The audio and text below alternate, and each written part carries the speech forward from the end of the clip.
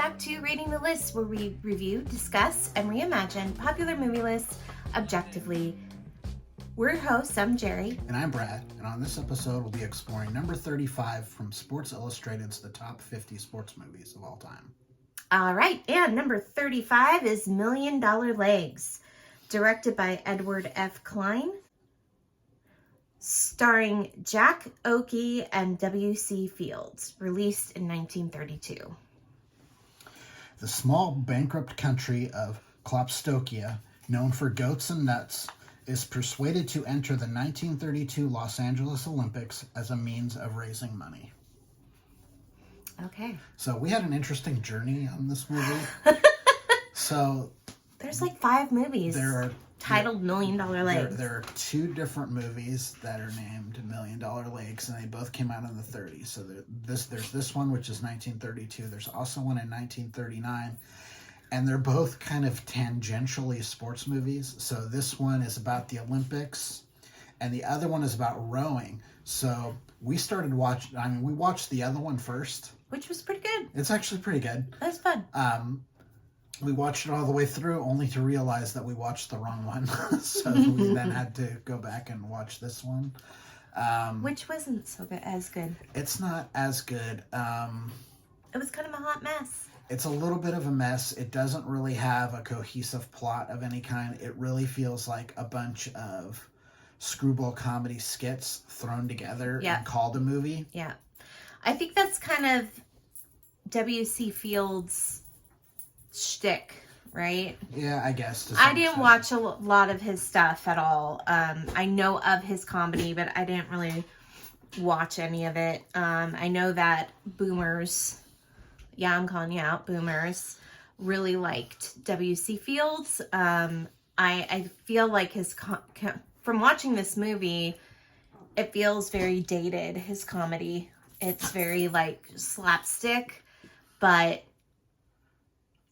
like... It's dated slapstick. Like, I enjoy a good slapstick as much as anyone. Oh, yeah. This movie didn't work. It's really, really disjointed. For me, for slapstick to work, you really have to set it up with situation and character, and they really don't do that. They just kind of throw you into it. Yeah.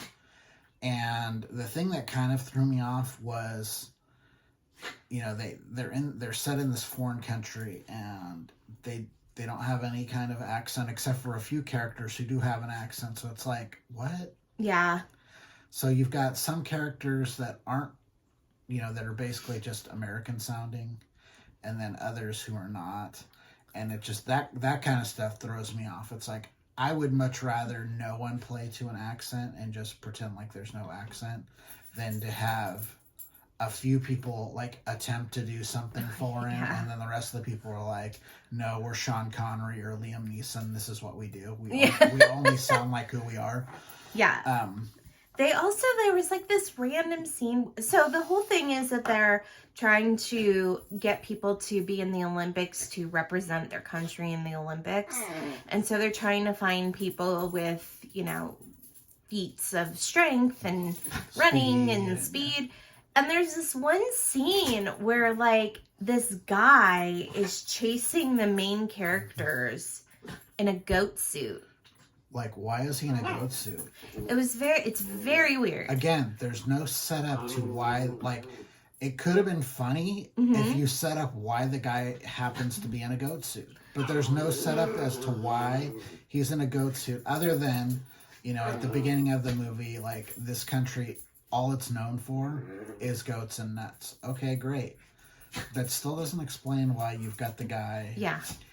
In a goat suit in this particular scene. It was just bizarre. It's so really, really strange. Yeah, it was really, really weird. I did chuckle a couple times, but... Yeah, I mean, like, it's W.C. Fields, so there's some funny stuff. Like the kid with the bow and arrow. Yeah, like... He was kind of funny. Like, there's this random kid, just like, he keeps shooting people in the ass with his bow and arrow, like, the whole time. Like, the whole movie. Yeah. And it's, like, one time he did it and it helped the guy get over the pole vault. Yeah. Remember? He was like, ow! And he, like, went right over it. But, yeah, that was kind of weird. and strange but funny. But it's just it's a random movie. This list. It's very random. It's really, really. I mean, it like at least as far as curated lists go. Yeah.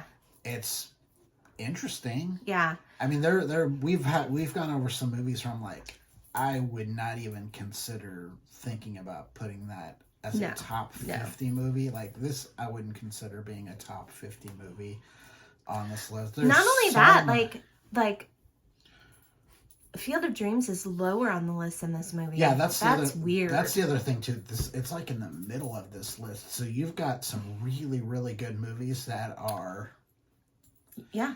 way back on this list, and you're like, huh?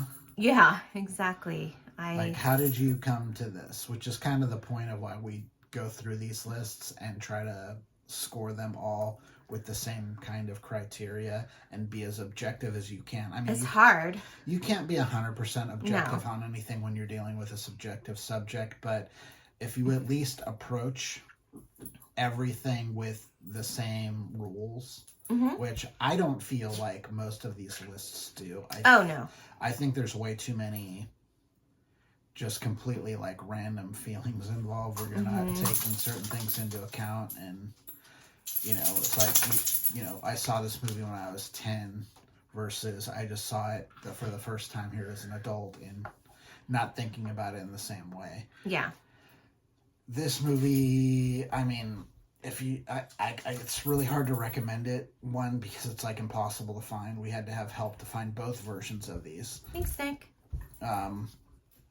But it's just like, as far as a movie goes, it's really not a cohesive kind of film. No, it didn't really hold my interest. Yeah, that was at all. It was like, thing. What is happening? Like, I felt lost as soon as it started. That's the big thing for me. If you've got slapstick, you've got to hold the audience attention. Like, think of something like the Marx Brothers when they're doing their thing.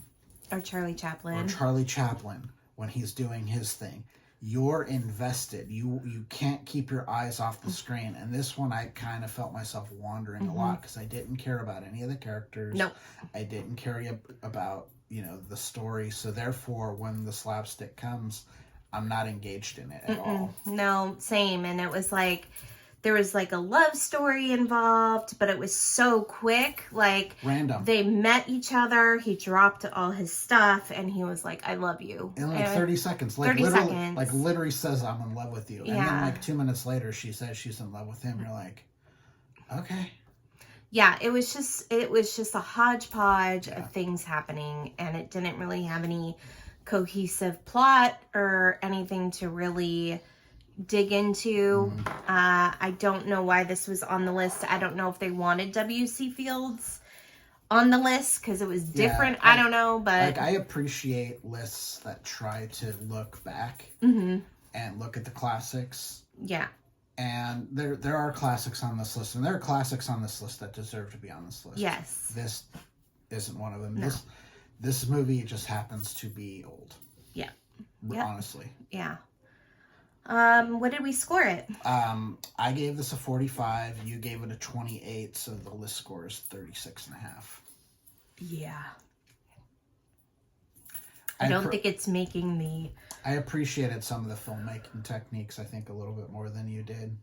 But I think overall we kind of had the same vibe about this one. Yeah, for sure. Well, if you have comments, if you've seen $1 Million Legs from 1932 and you have some opinions about it, please let us know in the comments. Hey, if you've seen the one in 1939, we can talk about that one too. Yeah, we watched that one too. So if you want to talk about that one too, we can. Randomly short movie. It's only an hour long. It's an hour long. It's really strange. It was good though. I liked it. Anyway, please leave a comment. If you'd like to chat with us directly, please do so at ratingthelist@gmail.com.